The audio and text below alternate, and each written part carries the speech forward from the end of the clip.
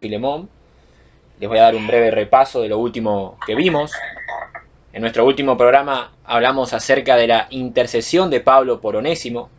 Vimos cómo el apóstol le rogaba a Filemón para que éste perdonara a Onésimo, pero que lo hiciese por amor y no por obligación, ¿no? Pablo le ruega por eso mismo para que Filemón lo hiciera de corazón, que lo hiciera movido bajo el amor.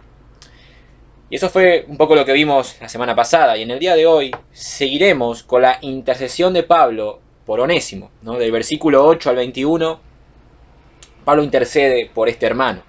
Así que les invito a que puedan abrir sus Biblias en Filemón. Estaremos leyendo del versículo 8 al 21, aunque hoy solamente vamos a exponer del versículo 15 al 20, pero vamos a leer todo para entender bien el contexto.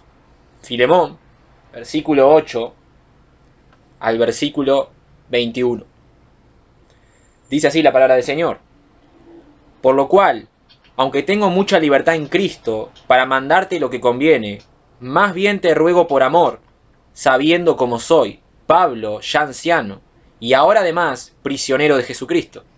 Te ruego por mi hijo Onésimo, a quien engendré en mis prisiones, el cual en otro tiempo te fue inútil, pero ahora a ti y a mí nos es útil, el cual vuelvo a enviarte. Tú pues recíbele como a mí mismo.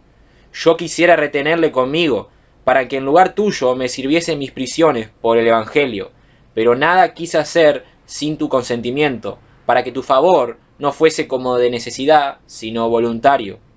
Porque quizás para esto se apartó de ti por algún tiempo, para que le recibieses para siempre, no ya como esclavo, sino más que esclavo, como hermano amado, mayormente para mí, pero cuanto más para ti, tanto en la carne como en el Señor. Así que si me tienes por compañero, recíbele como a mí mismo. Y si en algo te dañó o te debe, ponlo a mi cuenta.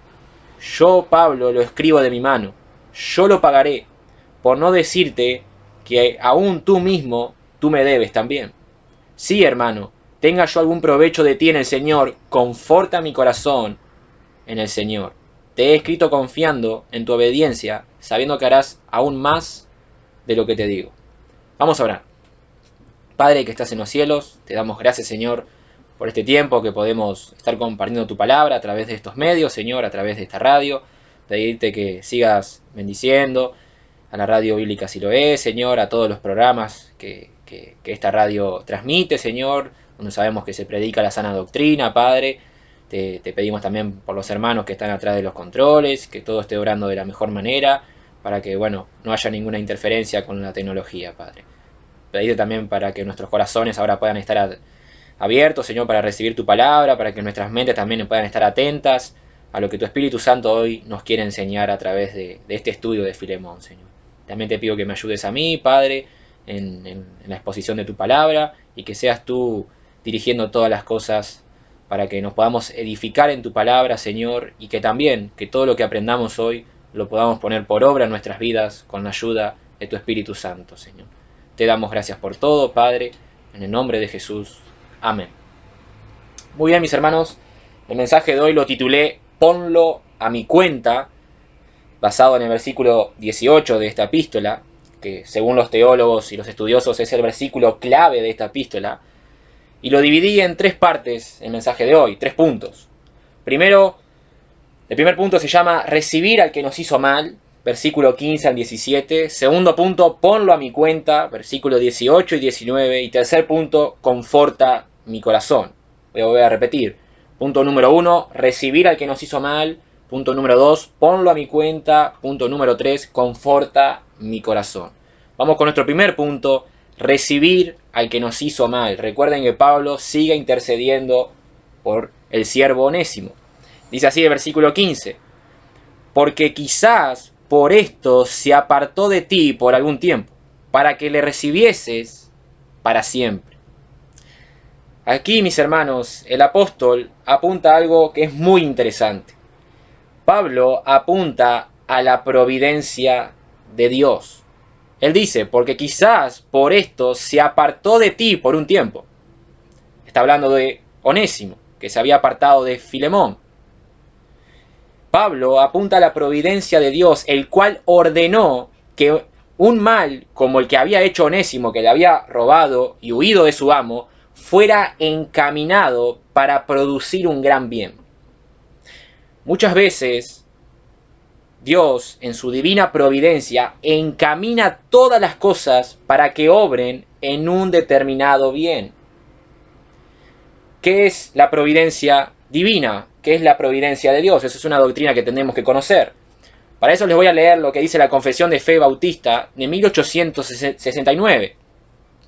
Y dice la confesión acerca de la providencia de Dios. Y cito: Dios, el buen creador de todo, en su infinito poder y sabiduría, sostiene, dirige, dispone y gobierna a todas las criaturas y cosas, desde la mayor hasta la más pequeña, por su sapientísima y santísima providencia, con el fin para el cual fueron creadas, según su presencia infalible y el libre e inmutable consejo de su propia voluntad, para la alabanza de la gloria de su sabiduría, poder, justicia, infinita bondad y misericordia.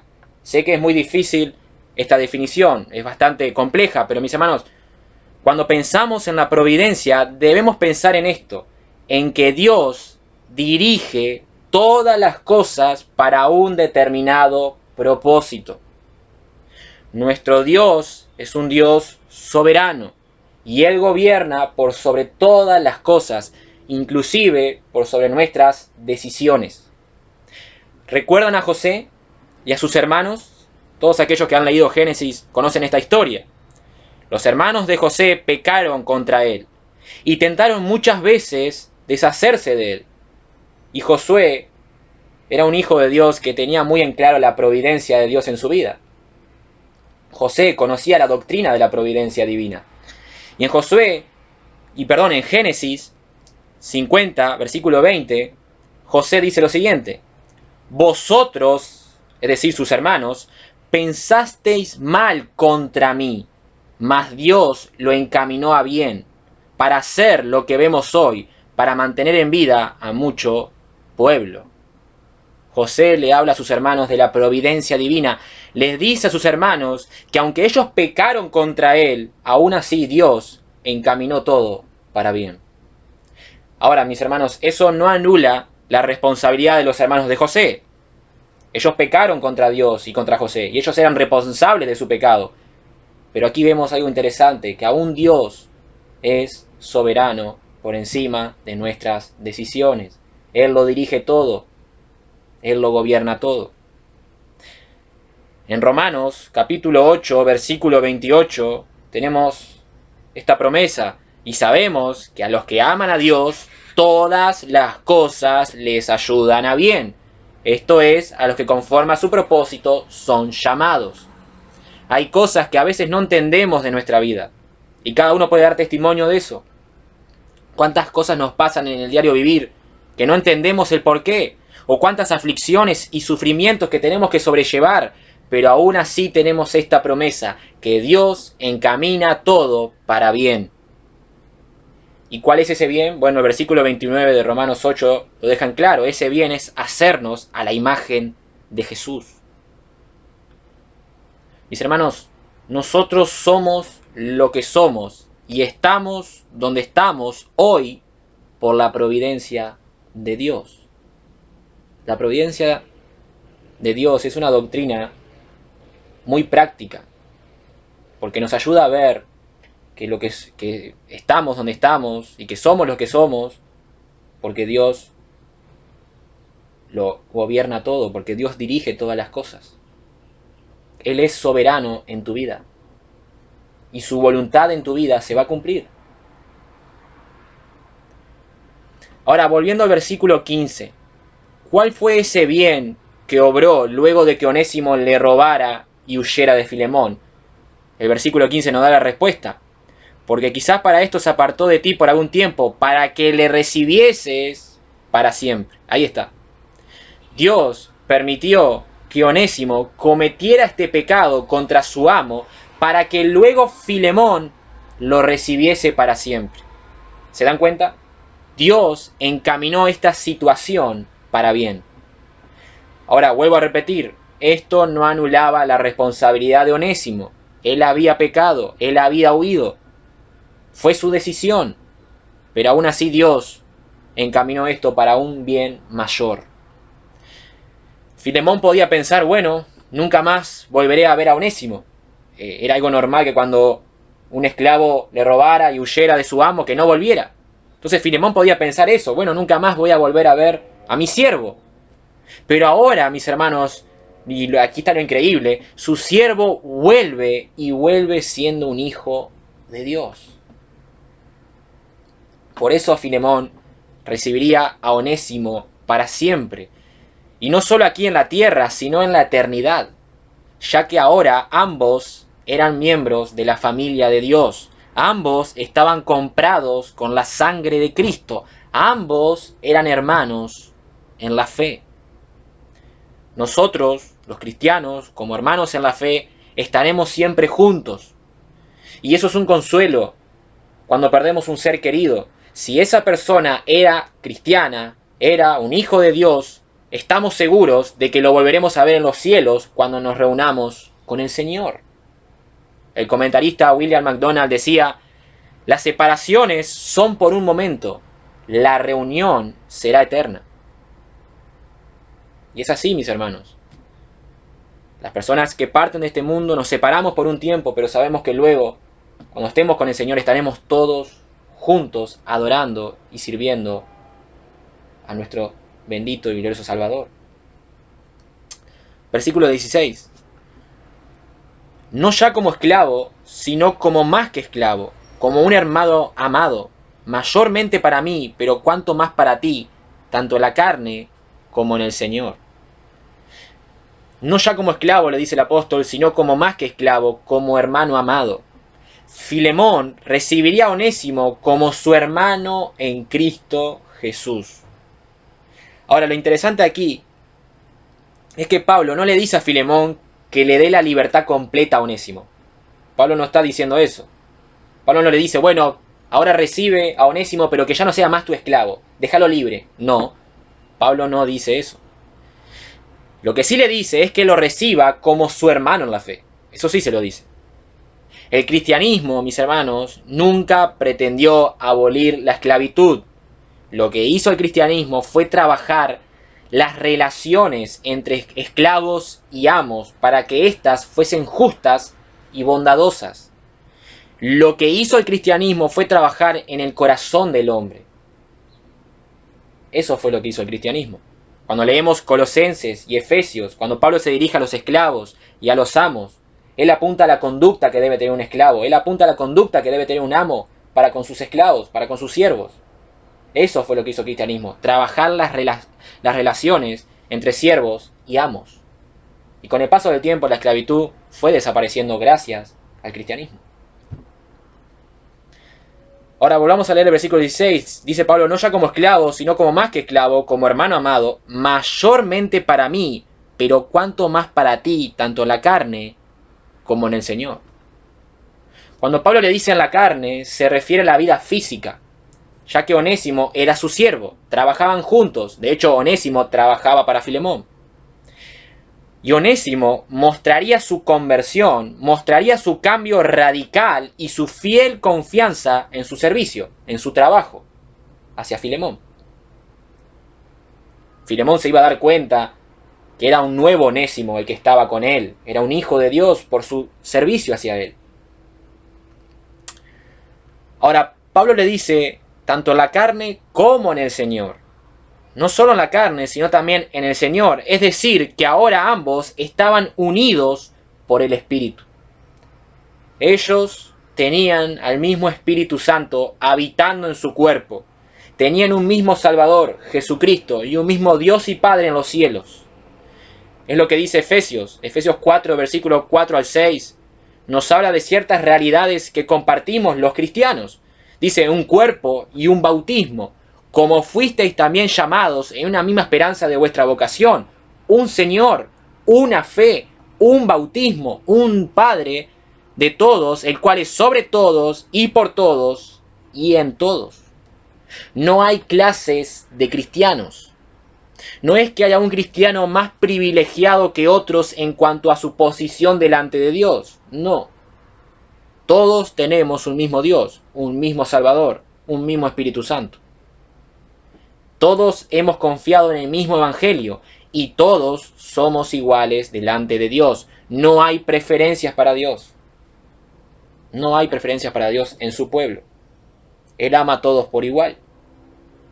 Porque todos somos aceptados gracias a Cristo. Por lo tanto, Onésimo y Filemón estaban unidos tanto en la carne como en el Señor. Y miren lo que dice el versículo 17. Así que, si me tienes por compañero, recíbele como a mí mismo. Si Filemón consideraba a Pablo como compañero, es decir, como uno que estaba en comunión, por ser hermanos en la fe, entonces Filemón debía recibir a Onésimo sobre la misma base, ya que su siervo ahora era un compañero de la fe. Ahora ambos estaban en comunión. Ahora, lo interesante aquí es que Pablo le dice, recíbele como a mí mismo. El apóstol le podía haber dicho, recíbelo, ya está. Pero no, él le dice, como a mí mismo. Filemón debía recibir a su siervo convertido como si recibiese a un apóstol. Eso es lo que está diciendo el apóstol Pablo aquí. Esto nos enseña que aunque los cristianos tengamos distintos oficios, distintas vocaciones, distintos ministerios, todos somos iguales delante de Dios. Gálatas 3:28, ya no hay judío ni griego, no hay esclavo ni libre, no hay varón ni mujer, porque todos vosotros sois uno en Cristo Jesús. Mi hermano, no importa si tú eres jardinero, albañil, médico, abogado, periodista, si trabajas en un almacén, si eres pastor, si eres misionero, no sé, cualquier oficio. Pero créeme, para Dios no hay preferencias por nuestras vocaciones. No es que Dios ama más a los pastores y ama menos a aquellos que no son pastores. No. Para Dios no hay preferencias. Por lo tanto, un apóstol y un esclavo eran igual delante de Dios. Cada uno con su llamado, obviamente. El Señor llamó a cada uno bajo un ministerio determinado. Dios le asignó una tarea y una autoridad específica a los apóstoles. Pero eso no los hacía más importantes delante de Dios. Entonces, mis hermanos, cuidémonos de hacer diferencias con otros hermanos por nuestros trabajos o por nuestra clase social o por nuestro ministerio. Todos somos iguales delante del Señor. Por lo tanto, Filemón debía recibir a su siervo como si estuviese recibiendo al mismo apóstol Pablo.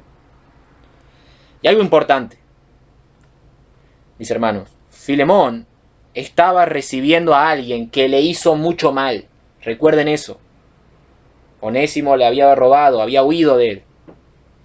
Pero aún así, Filemón estaba dispuesto a perdonarlo y a volver a recibir a este siervo en su hogar. A veces nosotros perdonamos a alguien, pero le decimos que lo perdonamos, pero guardamos cierto rencor contra esa persona. Muchas veces perdonamos de palabra, pero no perdonamos con nuestras acciones. Y ese no es el perdón que Dios quiere.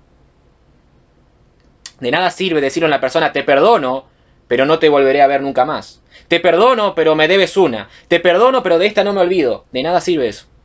Eso no es perdonar.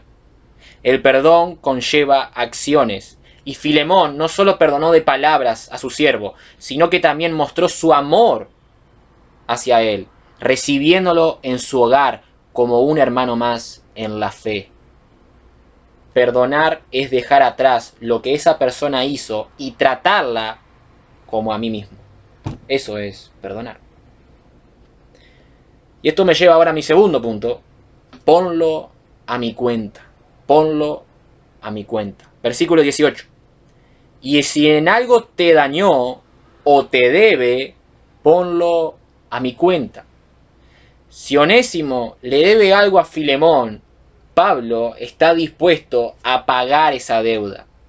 Pablo se ofrece a compensar a Filemón en vez de que tenga a Onésimo como responsable de sus crímenes. Recuerden que la conversión de Onésimo no cancelaba su deuda con su amo. Sí, Dios lo había perdonado, era un hijo de Dios, pero él todavía tenía una deuda con su amo. Por eso el apóstol le dice, ponlo a mi cuenta. Esa deuda que él tiene, ponla a mi cuenta. Y aquí vemos el amor de Pablo. Su amor por Onésimo era tan grande que estaba dispuesto a pagar toda su deuda. ¿Cuántos de nosotros haríamos eso? De pagar la deuda de un hermano. ¿Cuántos? Bueno, el apóstol lo hizo. Y aquí quiero que prestemos la mayor atención, mis hermanos, porque aquí está la parte clave de la epístola. La aplicación aquí no es ir por la vida y pagar la deuda de todas las personas. No, si ustedes se quedan con esto, yo fallé como predicador. Yo fallé a la hora de enseñar esta epístola. Esa no es la aplicación. Repito, la aplicación no es ir por la vida y pagar la deuda de todas las personas. No, la aplicación aquí es recordar a Cristo. Recordar a Cristo. Nosotros, los pecadores, teníamos una gran deuda delante de Dios.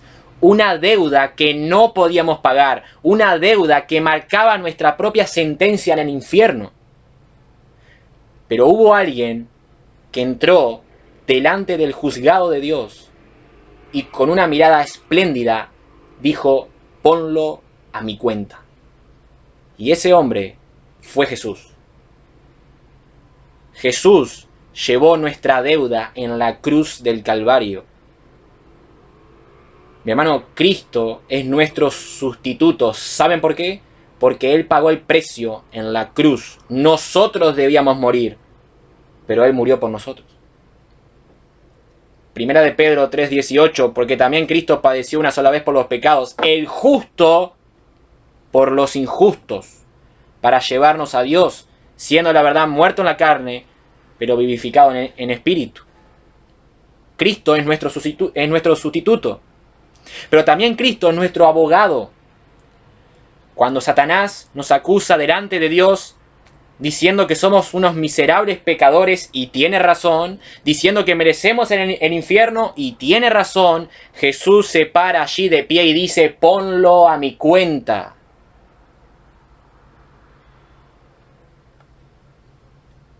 Eso hizo Cristo por nosotros. Cargó sobre sí mi deuda y tu deuda, nuestros pecados sobre sí en aquella cruz. Y en este libro, en esta epístola de Filemón, podemos ver cómo el esclavo y el amo quedan reconciliados por el ministerio de Pablo. Quedó eliminada la enemistad y la deuda entre Onésimo y Filemón. Ya no hay deuda, ya no hay enemistad. Ahora ambos están reconciliados. De la misma manera nosotros hemos sido reconciliados con Dios por medio de Cristo. Porque Él pagó nuestra deuda en la cruz del Calvario y al resucitar ha quitado esa enemistad que teníamos con Dios. Nosotros éramos enemigos de Dios. Pero ahora ya no, ahora somos reconciliados con Dios. Efesios 2:13, pero ahora en Cristo Jesús, vosotros, es decir, los que están en Cristo, que en otro tiempo estabais lejos, habéis sido hechos cercanos por la sangre de Cristo. Romanos 5:10, porque si siendo enemigos fuimos reconciliados con Dios, ¿por quién? Por la muerte de su Hijo, mucho más, estando reconciliados, seremos salvos por su vida. Mis hermanos, alguien debía pagar nuestra deuda para que podamos ser salvos. Y Jesús lo hizo en la cruz. Allí en la cruz Él sufrió el mismo infierno por nuestros pecados.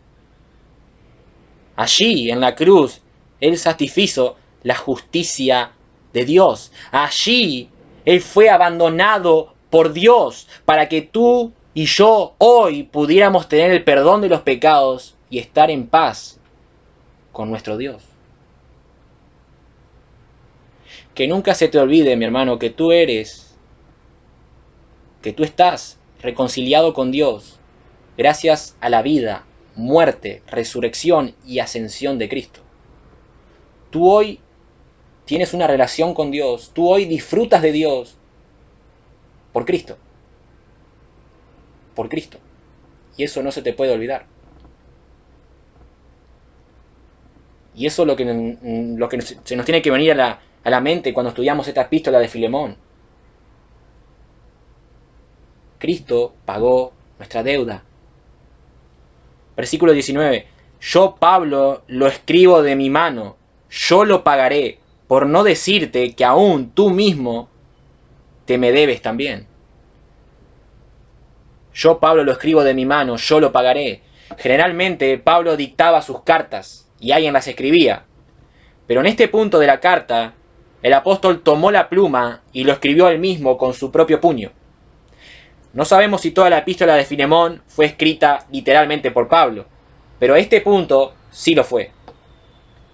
Ahora el apóstol dice algo más. Dice, yo Pablo lo escribo de mi mano, yo lo pagaré, por no decirte que aún tú mismo te me debes también.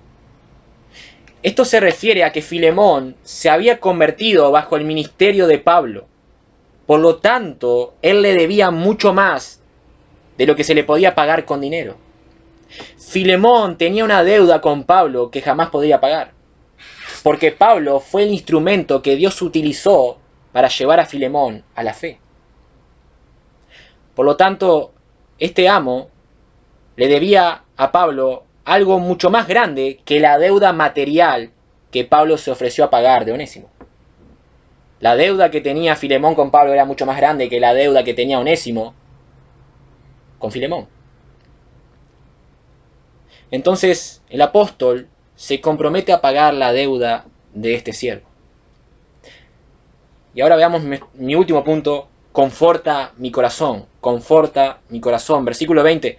Sí, hermano, tenga yo algún provecho de ti en el Señor, conforta mi corazón en el Señor. Si tenga yo algún provecho de ti en el Señor, conforta mi corazón. Filemón, al perdonar a Onésimo, contribuiría en mantener la unidad de la iglesia de Colosas. Recuerden que la iglesia de Colosas se reunía en la casa de Filemón. Por lo tanto, Filemón, al perdonar a su siervo, iba a contribuir en mantener la unidad de la iglesia y además traería mucho gozo al apóstol en medio de sus prisiones. Mis hermanos, el mantener la unidad de la iglesia siempre es motivo de gozo para los cristianos. Debe ser un motivo de gozo.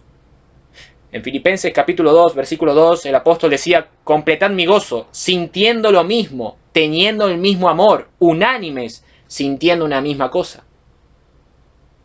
Como mencionamos anteriormente en esta epístola, nuestra fe se manifiesta no solo con las palabras, sino con nuestras acciones.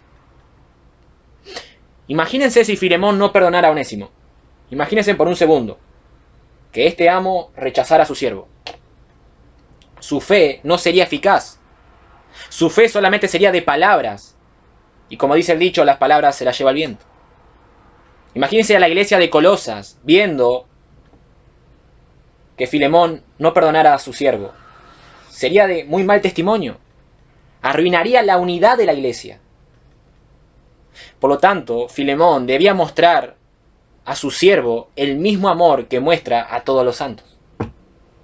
Porque ahora su siervo era un hijo de Dios. Mis hermanos, lo que te define no son tus palabras solamente, sino también tus acciones. Muchos predican con las palabras, pero luego con sus hechos manifiestan lo contrario. Y es verdad que nuestras palabras también nos definen, porque de la abundancia del corazón habla la boca. Pero nuestras acciones también son importantes. De nada sirve hablar mucho y luego no poner en práctica nada de lo que hablo. Podemos predicar muy bien, pero luego si con nuestra vida mostramos los contrarios, no seremos de testimonio para nadie. Y Pablo se alegraría desde la cárcel cuando Filemón perdonara a Onésimo. Y así lo fue, porque nosotros ya sabemos el final de la historia. El amo perdonó al esclavo.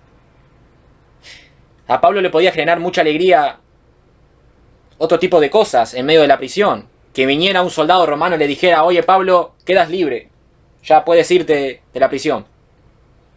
¿Eso le generaría mucha alegría a Pablo? Puede ser. Pero el apóstol, aún en sus prisiones, tenía su mirada en las cosas celestiales, en aquello que es eterno. En sus prisiones pensaba en sus hermanos, pensaba en la unidad de la iglesia. Pablo dormiría tranquilo por la noche cuando Filemón recibiera a su siervo. Por eso el apóstol le dice: conforta mi corazón en el Señor. Y la manera de confortar el corazón del apóstol era recibiendo a su siervo como un hermano amado. A modo de aplicación, mis hermanos, yo quiero que ustedes se vayan con este recuerdo. Si ustedes se van a quedar con algo de esta epístola, quiero que se queden con esto. Cristo llevó nuestra deuda en la cruz de Calvario, por ti y por mí. Teníamos una deuda que no podíamos pagar, pero gloria a Dios que envió a su Hijo, quien dijo: ponlo a mi cuenta.